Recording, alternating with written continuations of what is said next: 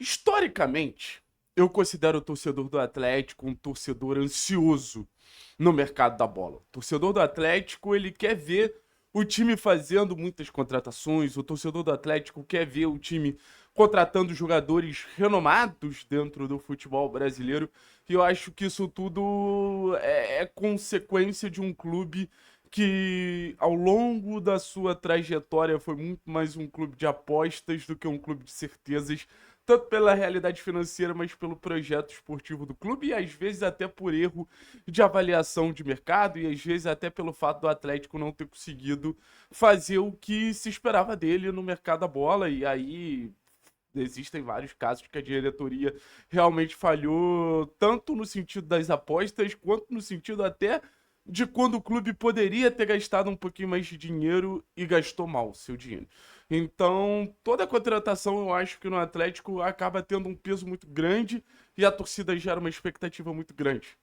Mas tem dois jogadores que não geram nenhum tipo de expectativa no torcedor. E esses jogadores são tanto o Everaldo quanto o Kaká. Jogadores que vêm sendo procurados e o Atlético insiste nesses nomes. E fica a informação aqui: o Atlético não desistiu do Everaldo. E eu sempre tento levantar o questionamento: por quê? Por que a insistência pelo Kaká? Por que a insistência pelo Everaldo? E eu vou tentar responder para vocês. Ele é o que eu não contrataria os dois, ou que eu contrataria os dois também. Mas eu acho que todo movimento de mercado tem uma explicação que é importante, eu acho, que o torcedor ter essa explicação na ponta da língua. E eu vou tentar explicar para vocês, pelo que eu apurei e pelo que eu percebo também, uma percepção individual. Eu e Jorge Benjó estamos aqui para tentar trazer esse lado do Atlético para vocês. Primeiro de tudo, que eu não gosto do termo bagre, tá? Eu não acho nem que o Everaldo nem que o Kaká sejam bagres. Eu acho que são dois jogadores que podem viver momentos complicados nos seus respectivos clubes, mas eu acho que os dois têm capacidade de ajudar o Atlético, principalmente se a gente for levar em consideração a realidade que o Atlético tem hoje, tanto técnica quanto financeira. Há uma temporada atrás, quando o Everaldo estava no Bahia, ele era titular de um time que volta para a Libertadores depois de 35 anos, com o Everaldo sendo titular basicamente a campanha toda e peça de confiança do Rogério Ceni. O Kaká, pouco tempo atrás, estava sendo uma peça super utilizada de um Corinthians que sai da zona de rebaixamento e vai para a Libertadores. Então, é o que eu falo para vocês: recorte na carreira de um jogador, a gente pode fazer o recorte que a gente quiser. Recorte na carreira de um jogador, a gente pode buscar e tentar pintar o cara como craque ou como fenômeno por uma fase que o cara viveu. E eu entendo a preocupação de jogadores que estão chegando não numa ótima fase, mas com todo respeito, tanto o Everaldo quanto o Kaká, se estivessem numa grande fase, eles não estariam chegando no Atlético. Primeiro ponto é esse. Segundo ponto, eu não acho que sejam protagonistas, tá? Eu não acho que sejam jogadores acima do bem e do mal. Eu não acho que são jogadores que vão mudar a rota e o patamar do time do Atlético. Ah, Thiago, então por que estão sendo contratados? Porque o futebol vai além disso, né, gente?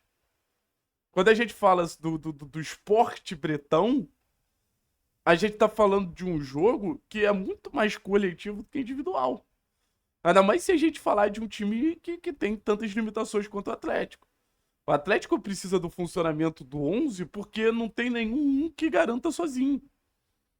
Então o Everaldo é um atacante extremamente trabalhador, extremamente útil para um coletivo, extremamente útil na pressão da saída de bola, extremamente útil na sustentação da bola no ataque, extremamente útil na hora de disputar pelo alto, extremamente útil na hora de potencializar quem tá do lado dele. Desculpa, mas, pô, se hoje a gente vê o Lúcio Acosta brilhando, se hoje a gente vê o Serna brilhando, o Canó brilhando, tem um pouquinho de Everaldo. O Everaldo não chega pra ser o cara, mas eu tenho certeza que o Everaldo ao lado do Viveiros ia ser fundamental. O Viveiros, lembrando que no Atlético Nacional se torna artilheiro da Libertadores, como o torcedor do Atlético adora exaltar, tendo um atacante do lado dele, que era o Alfredo Morelos.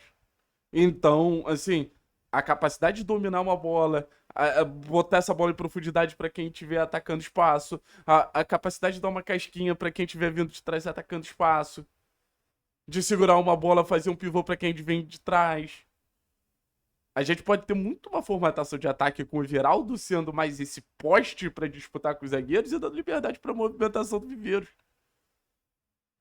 Falar que isso não ia dar certo é um absurdo na minha visão. E volto a dizer, um jogador muito trabalhador. A palavra-chave do Atlético de 2026, independente do status que o jogador tenha, essa palavra-chave precisa ser trabalho e eu acho que o Everaldo ele colabora muito com essa palavra-chave em questão. Trabalho. Quanto mais a gente tiver jogadores trabalhadores, mais eu acredito que a gente tem tudo para fazer um ano muito competitivo. Então, assim, é pelos gols? Não. É pelo trabalho que a gente traz o Everaldo. Até porque gol é caro pra caralho, rapaziada. Em relação ao Kaká, é a mesma coisa. Kaká é um jogador que vai chegar na Arena do Galo, não vai sentir o jogo, como, por exemplo, o Arthur pode sentir. Até o Teran pode sentir. Os primeiros minutos do Teran no Beira-Rio foi, cara, psicologicamente muito instáveis, assim. Porque tava muito na cara que o Teran tava sentindo o jogo.